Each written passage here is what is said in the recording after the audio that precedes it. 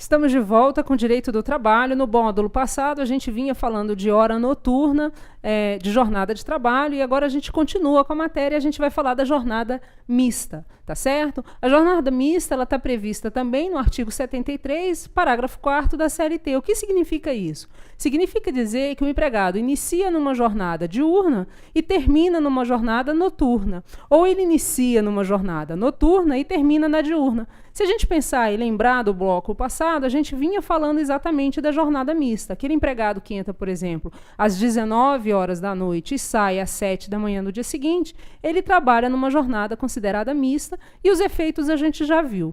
Quando ele em noturno, ele recebe o adicional respectivo. Tá certo? Bom, a gente também classifica a jornada de trabalho quanto à limitação.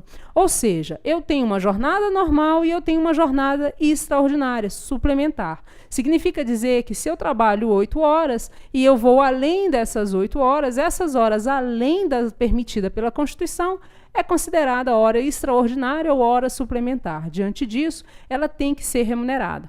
Lembrar que a Constituição da República traz para a gente, no artigo 7º, o limite de jornada. Significa dizer que cada empregado só pode trabalhar 8 horas por dia, no máximo. Com exceção de quem trabalha em sistema de revezamento, que é diferenciado, ele vai trabalhar 6 horas. Mas, na sua grande maioria, os trabalhadores brasileiros trabalham 8 horas por dia ou 44 horas semanais. A gente considera de segunda a sexta trabalhando 8, 40 horas, mais um sábado trabalhando 4 horas, 44 horas semanais. Obviamente que vai poder haver modificações com relação a essa jornada. Eu posso trabalhar 30, eu posso trabalhar 40, eu posso trabalhar 36, como é o caso dos bancários. Bom, eu também classifico quanto ao desenvolvimento. A gente vai falar que a jornada ela tem ou não tem intervalo, ou seja, eu paro ou eu não paro para descansar durante a minha jornada. A CLT traz para a gente, e a gente vai analisar isso mais para frente, o que a gente chama de intervalo intrajornada, que é o intervalo para refeição e descanso. Não é o intervalo para almoço, como muitos falam, a CLT traz como intervalo para refeição e descanso. Existem algumas funções que também trabalham, empregados que trabalham sem esse intervalo, trabalham 4 horas seguidas sem intervalo. Mais para frente a gente vê isso, mas é quanto ao desenvolvimento, é a forma que a gente vai classificar também a jornada. Bom, a partir de agora a gente vai verificar quem dos empregados que não estão sujeitos à limitação de jornada, ou seja, aquele empregado que trabalha sem qualquer tipo de controle. Esses empregados estão previstos no artigo 62 da CLT. O que ele vai falar? Esses empregados aqui, eles estão fora do controle de ponto, fora do registro de jornada. Eles podem trabalhar ou mais do que 8 horas ou menos do que 8 horas, não haverá registro. Se não há registro, obviamente também que não há que se falar em pagamento de horas extras nessas situações. A gente vai ver no artigo 62. Olha ele aqui para mim, por favor. Não são abrangidos pelo regime previsto nesse capítulo os empregados que exercem atividades externas incompatível com a fixação de horário de trabalho. Devendo tal condição ser anotada na carteira de trabalho e previdência social e no registro de empregados. Vamos analisar esse inciso, por favor? Olha só, comigo aqui, prestem atenção. Se eu tenho um trabalhador que sai da residência dele, está mais para uma choupana, mas sai da residência dele e faz as suas atividades todas de forma externa, ele não comparece à empresa em hipótese alguma, e no final do dia ele retorna para a casa dele sem problema algum, sem a existência de um controle de jornada, esse empregado não tem como a empresa controlar e automaticamente esse empregado não tem ponto. Se ele não tem ponto, se ele não tem cartão de ponto, eu não controlo a jornada. Portanto, se ele trabalhar 8 horas, 10 horas, 11 horas por dia, paciência, ele não vai ganhar hora extra. Mas é porque, nessa hipótese, a empresa não controla de forma alguma a jornada de trabalho desse empregado. Agora, imaginemos a seguinte situação.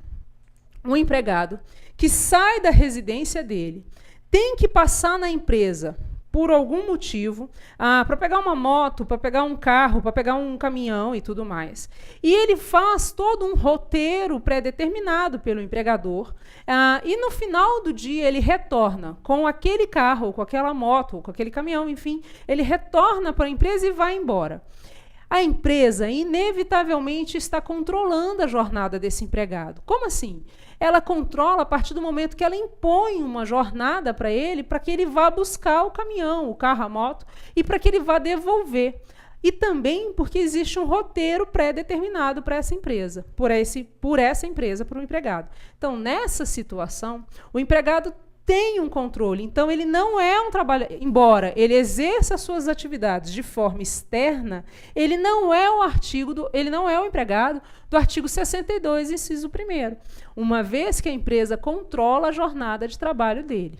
Nesse sentido, se ele alegar que trabalha jornada extraordinária e vai haver a prova nesse sentido, ele ganha o que a gente chama de horas extras. Então, atenção quanto ao trabalhador de forma externa. Ele não pode ter controle em hipótese alguma, nenhuma hipótese. A respeito disso, o TST analisou uma situação que a gente chama dos motoristas. Se a gente pensar no motorista, existe principalmente motorista de caminhão, existe uma situação que ele tem que se chama tacógrafo, no equipamento que existe dentro do caminhão, que é um tacógrafo. O que é o tacógrafo? O tacógrafo é um disco, e esse disco marca a velocidade que o caminhão está imprimindo. Então, ele tem as velocidades, 70, 80 e assim vai. Esse tacógrafo, a partir do momento que você liga o caminhão, ele passa a funcionar. E vai mostrando a velocidade, 10 km, 20 km por hora, e assim vai. Se esse tacógrafo sozinho não marca a hora, ele só marca a velocidade, o tacógrafo por si só não é um elemento que comprove o controle de jornada. Então, aquele motorista é externo, aquele caminhoneiro é externo, e ele não ganha hora extra. Agora, no entanto, se o tacógrafo somado com qualquer outro elemento, hoje em dia a gente tem muito caminhão que tem, por exemplo, o que a gente chama de GPS. E o GPS, inevitavelmente, a empresa controla ali. Agora ele está 8 horas, ele está no CIA, 8h50, ele está na Avenida Brasil, e assim vai. O que vai acontecendo? Como eu tenho esse outro elemento que controla a jornada,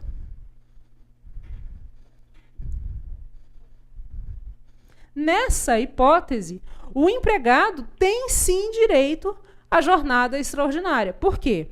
Porque o tacógrafo, somado com outro elemento, faz com que haja um controle de jornada de trabalho e, nessa hipótese, ainda que ele exerça atividades externas, ele tem a sua jornada controlada de uma forma diferenciada. Então, se ele trabalhar além das 8 horas por dia, ele tem sim direito à hora extra. Tá certo? Hoje em dia, a maioria dos tacógrafos vem somado com esse elemento, então dificilmente o caminhoneiro, o motorista de caminhão, não ganha o direito de hora extra em razão disso. Tá certo? Então, é uma das hipóteses ainda do artigo 62, inciso 1º. Atenção, a CLT deixou bem claro: quem trabalha em atividade externa precisa ter essa condição especial anotada na carteira de trabalho. O contrato de trabalho também é importante? É importante, mas como o contrato de trabalho pode sofrer pequenas modificações, e a gente já viu isso em outros módulos, a gente tem que observar que na CTPS essa condição tem que ser anotada. Se não estiver anotada, garanto para vocês que a maioria das vezes o TST ou a Justiça do Trabalho vai considerar isso como um problema. E a tendência é que se considere jornada extraordinária em algumas situações. Vamos voltar lá para o artigo 62. Vamos agora para o inciso 2. Põe para mim, por favor. Olha só. Inciso 2. Os gerentes assim considerados, os exercentes de cargo de gestão, aos quais se equiparam, para efeitos do disposto nesse artigo, os diretores e chefes de departamento ou filial. Vem para mim, a gente tem que observar a seguinte situação com relação a esse artigo 62, inciso 2. Quando a gente fala gerente,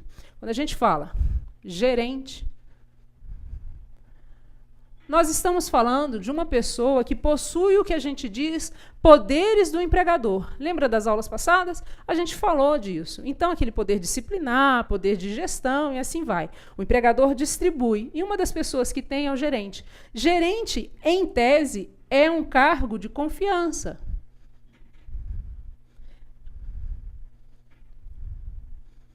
Por que que, em tese, é um cargo de confiança? Porque depende também.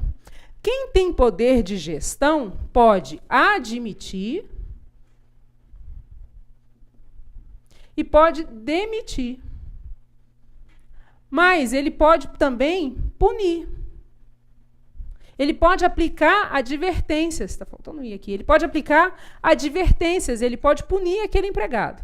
Diante dessa situação, se ele tem esses poderes, ele é um cargo de confiança e, portanto, ele não tem o que a gente chama de controle de jornada. Ele trabalha além das 8 horas sem existência de controle de jornada.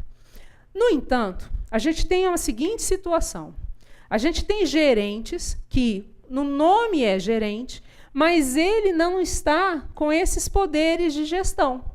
Se ele não tem esses poderes de gestão, ainda que ele seja na carteira ou no contrato dele um gerente, ele vai ter sim a obrigatoriedade de controle de ponto. E diante disso, se ele não tem um controle e ele mostrar que trabalhava 10 horas por dia, ele ganha o que a gente chama de jornada extraordinária ou de horas extras, tá certo?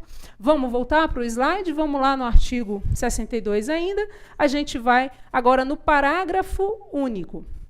Olha só, o regime previsto nesse capítulo será aplicável aos empregados mencionados no inciso 2 desse artigo, quando o salário do cargo de confiança, compreendido a gratificação de função, se houver, for inferior ao valor do respectivo salário efetivo, acrescido de 40%. Olha que interessante. Vamos para o quadro? Olha só. Eu sou gerente.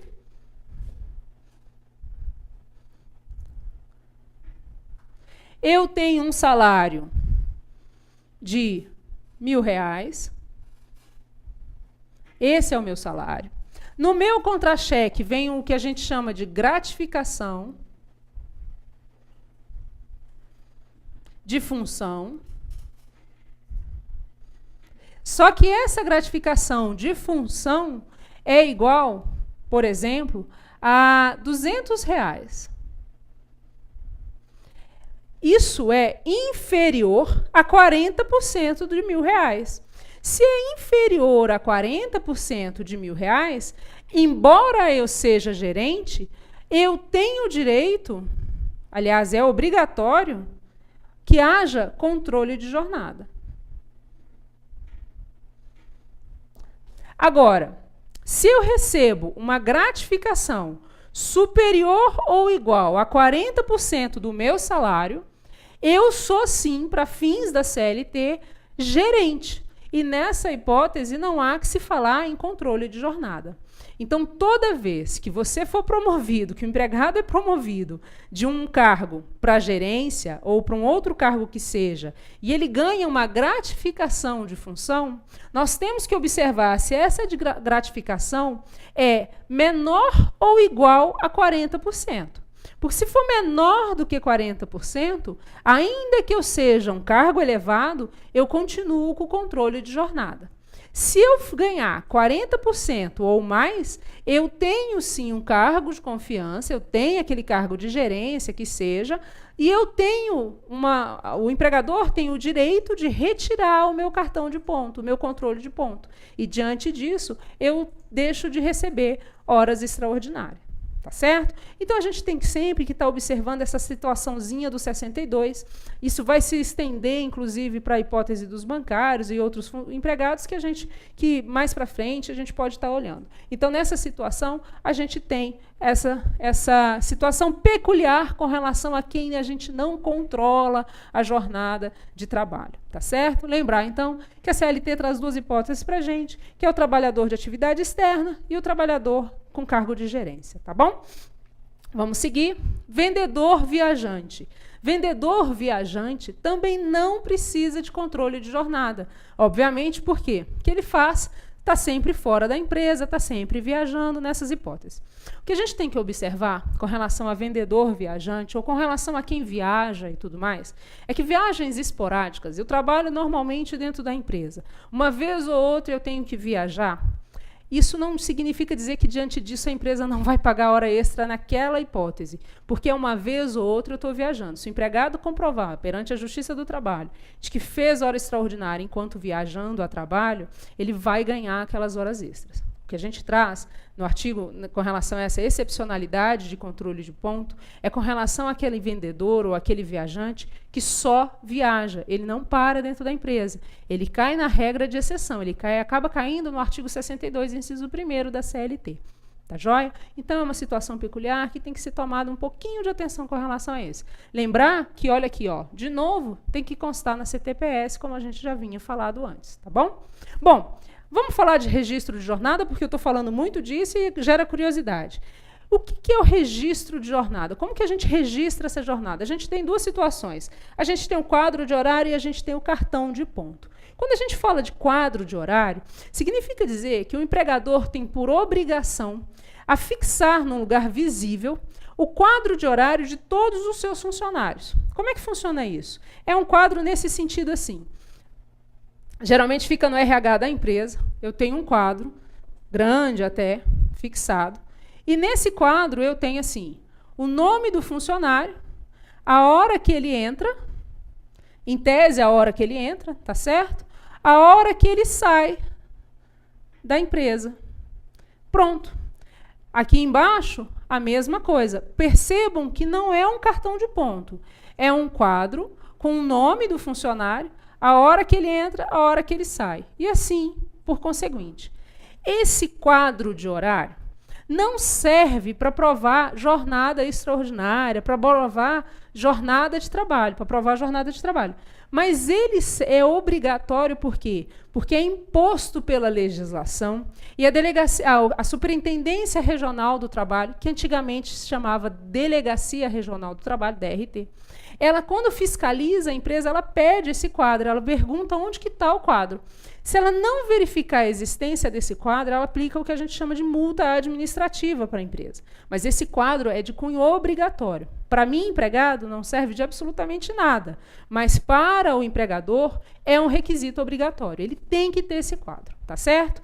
A outra hipótese que a gente viu e que estava vendo na matéria é a respeito do cartão de ponto. Quando a gente fala do cartão de ponto, é um meio pela qual a empresa controla a jornada que o empregado faz. O horário que ele entra, o horário que ele para, o horário que ele volta e o horário que ele vai embora para casa. O cartão de ponto, ele é obrigatório sempre que a empresa tiver mais do que 10 funcionários. Então, uma empresa com mais de 10 funcionários é obrigada a ter cartão de ponto. É através do cartão de ponto que eu tenho como observar a jornada de trabalho de um funcionário. Como funciona esse cartão de ponto? Esse cartão de ponto ele pode ser manual, ele pode ser por escrito, ele pode ser biométrico, mecânico. A gente hoje tem várias opções. Bom, cartão de ponto, geralmente, ele é um pequenininho, um pouco menor. Ele tem obrigatoriedade de todos os dados aqui do empregado, inclusive a suposta jornada que ele faz. E aqui ele tem os dias de semana e ele tem outro quadrozinho que é a entrada e saída. Então, ele anota o dia e ele bota a jornada dele, 8. Ele bota aqui, por exemplo, 18h10. E assim ele vai fazendo.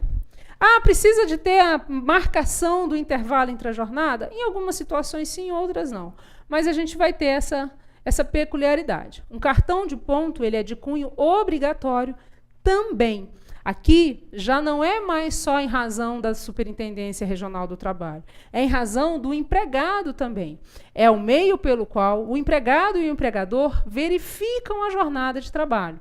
Toda vez que eu tiver mais do que 10 funcionários na empresa, esse cartão é obrigatório. Renata, e se a empresa tem 10, 15 funcionários e não adota o cartão de ponto? Qual é a consequência dessa situação? A consequência a gente vê na súmula 338 do TST, que a gente vai falar dela aqui agora. Observe o inciso 1º da súmula, vamos botar para mim, por favor, que a gente tem a seguinte situação. Primeiro capítulo dela, né? Jornada de trabalho, registro, ônus da prova.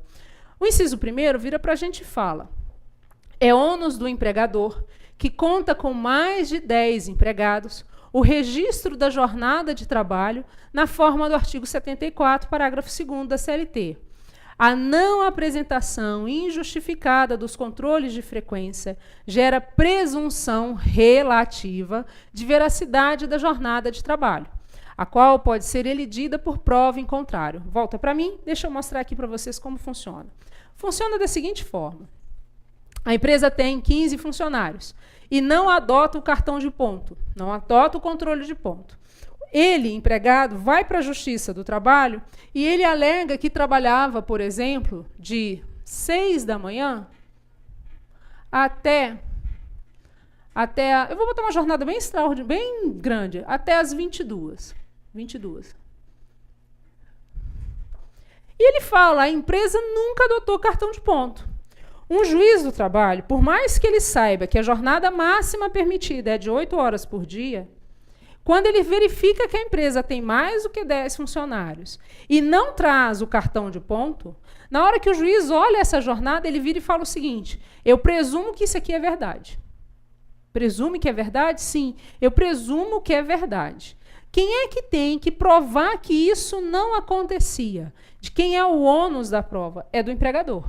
O empregador tem que provar que, na verdade, a jornada não era essa. Vamos supor que ele alegue que trabalhava, na verdade, de 8 até as 18. Então, o empregador é quem prova isso. E se ele não provar, qual é a consequência? A consequência é que isso aqui é verdade, passa a ser verdade, e as horas extras serão pagas nesse sentido. E olha que tem hora extra aqui, viu? Porque de 6 até as 22 tem bastante. Então, nessa situação, o empregador tem que ter o controle de ponto. Porque se ele não tiver o controle de ponto, eu tenho essa problemática aqui quando eu tenho mais de 10 funcionários. Renata, mas e se eu tenho menos do que 10 funcionários, a empresa tem menos do que 10 funcionários, como é que fica essa situação com relação a controle de jornada, a questão de horas extras? É simples. Como aqui eu não tenho mais a presunção, o ônus da prova passa a ser de quem alega. Então, se o empregado alega que trabalha de 6 às 22 e a empresa tem menos do que 10 funcionários e não tem cartão de ponto, obviamente, o que acontece? O empregado agora é quem prova que trabalha isso aqui, que trabalha essa jornada. Ele provando, ele ganha as horas extras. Do contrário, ele não vai ganhar. Tá certo? Ele não tem a presunção relativa que lhe é favorável, conforme diz a súmula 338 do TST. Vamos voltar na súmula, vamos continuar para a gente analisar ela. Bom, o que acontece com relação ao inciso 2? A presunção de veracidade da jornada de trabalho, ainda que prevista em instrumento normativo, bom, instrumento normativo aqui são as normas coletivas de trabalho, pode ser elidida em prova em contrário. É o que a gente acabou de falar.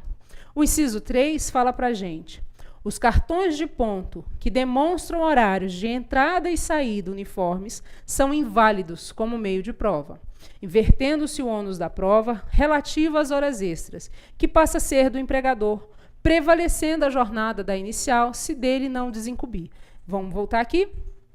Quando a gente fala de controle de ponto, quando a gente fala de cartão de ponto, o cartão de ponto não pode ser britânico. Britânico ou certinho que a gente fala. Porque ninguém, em sã consciência, o ser humano não é uma máquina. Se ele fosse uma máquina, tudo bem, mas como a gente não é, corre sangue nas nossas veias, eu não entro todo dia às 8 da manhã. E eu não saio todo dia para almoçar, meio-dia em ponto. E eu não volto todos os dias às 2 da manhã, da tarde. 2 da manhã não, às 2 da tarde. E eu não vou embora às 18 horas. Essa questão de não haver variação, e não precisa ser só 8, tá? Se eu tenho aqui 8 e 5, 11 e 55, todos os dias. 13h40, por exemplo, e está tudo sempre certinho, sempre muito britânico. Por que a gente fala britânico? Por causa do chá das 5. Né? Mas, de qualquer forma, se é tudo muito certinho, isso aqui é inválido para a jurisprudência, isso aqui é inválido para o TST. E nessa situação, e nessa hipótese, eu volto com aquela situação. Se o empregado fala que trabalha de 6 às 22, o TST olha para isso aqui, anula e alega que isso aqui é que é verdade. E vira para o empregador e fala, você tem a obrigação de me provar que isso aqui é verdade. Porque se você não me provar, eu vou considerar isso aqui como certo. Tá certo? Então, cartão de ponto britânico é inválido. Ah, mas, Renata, você está falando de cartão de ponto. E se for a folha de ponto? A folha de ponto é aquela em que eu de próprio punho, anoto a jornada e assino no final. Ainda assim, a folha de ponto assinada pelo empregado, anotada de próprio punho, se ela tiver britânica, ela também é considerada inválida, tá certo? Então, nesse sentido, a presunção existe de veracidade quanto ao que será alegado, tá bom? A gente entrou um pouquinho aqui em processo, mas é para que vocês entendam como funciona a súmula 338 do TST, tá joia? Isso é bem importante para a gente. Essa súmula é de extrema importância. Vamos seguir? A gente vai falar agora de horas itinere. É aquela hora do percurso que a gente vinha falando. Lembra quando eu comecei com o conceito? No bloco passado? Então, no bloco passado, a gente falava de como que eu controlo, como que eu classifico a jornada, como que é o conceito de jornada. Eventualmente, a gente analisa o que a gente fala de horas em itinere. Se a gente for no artigo 58, parágrafo 2º da CLT, a gente tem essa seguinte situação. Se for possível, bota para mim. Olha lá, artigo 58, parágrafo 2º. O tempo dispendido pelo empregado até o local de trabalho e para o seu retorno, por meio de qualquer transporte, não será computado na jornada de trabalho, salvo quando, tratando-se de local de difícil acesso ou não servido por transporte público, o empregador fornecer a condução. Volta para mim, vamos analisar essa hipótese. Nessa hora eu costumo mostrar a seguinte situação. Eu, empregada, saio de casa, então, a princípio, a hora itinere é aquele momento que eu fecho a porta da minha casa, vou me deslocar para o trabalho, isso é hora itinere. Estou trabalhando lá normal, é a minha jornada normal. Quando eu saio da empresa e vou até a minha casa, esse deslocamento até a minha casa é o que a gente considera também de hora itinere. Vocês perceberam que o legislador fez questão de falar o seguinte, esse tempo de deslocamento não conta na jornada de trabalho, mas ele faz uma ressalva, e a ressalva é empresa em local de difícil acesso, sem transporte público e fornecendo o transporte. Então, imaginemos a seguinte situação. A casa do empregado, num local bem longe, bem distante do seu empregador, do local da empresa. Esse tempo, se aqui tiver transporte público nesse deslocamento, não há que se falar em jornada itinere, em hora itinere. Mas se a gente imaginar a seguinte hipótese, é bem distante e o empregador traz para a gente o que a gente diz que é fornece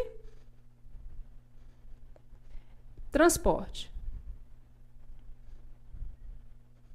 Se o empregador fornece o transporte e fica em local de difícil acesso, nessa situação, pode vir a existir o que a gente chama de hora itinere. Por que pode vir a existir o que a gente chama de hora itinere? Porque se não tiver transporte público no local, fazendo esse percurso, gera sim. Então, atenção. Tá, Renata, qual é a consequência dessa hora itinere para mim? Essa consequência da hora itinere é que ela computa na minha jornada de trabalho. E isso a gente vê no próximo bloco.